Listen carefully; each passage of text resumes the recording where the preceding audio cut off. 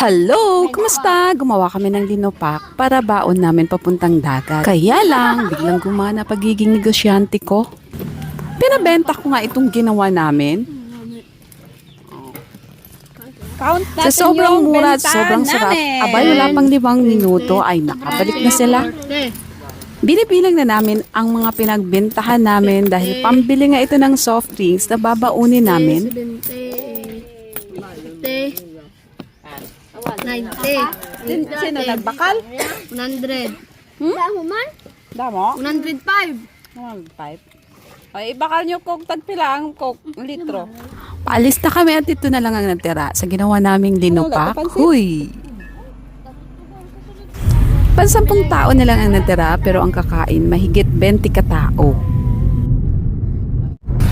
Dumaan nga muna kami dito sa Greenland dahil magandang nature park daw ito and overlooking view. So mga 10 minutes from our house at nandito na kami. Malawak ang area at merong entrance fee dito pero 10 piso lang ang kada isang tao.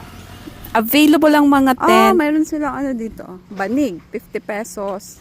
House tree, wow, napakaganda nito para sa mga Nice barkada, family na gustong House tree, mag-relax. tree house. Aba naman, napaka-perfect ng overlooking view kasi tingnan nyo naman, napakagandang tanawin ng dagat.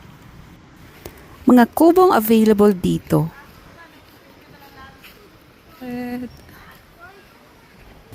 Dahil summer, kaya medyo naging brown na ang kulay ng mga damo.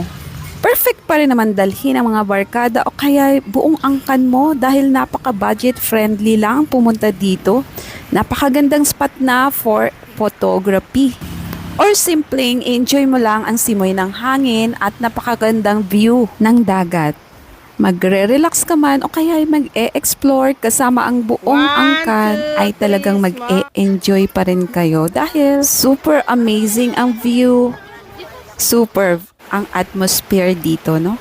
Very relaxing, perfect for unwinding, picnic o kaya just taking in the beauty of nature. Grabe, parang gusto mo nang magstay pa ng mas matagal. And of course, dahil ibang destination natin, babalikan na lang Let's go natin to the itong beach. lugar. Ayan, so kahit araw-arawin mo pang balikan ito dahil 10 piso lang ang entrance dito. Magkakatabi ang mga beaches dito sa Carles pero ang target namin sa araw na ito ay yung pinakamurang entrance.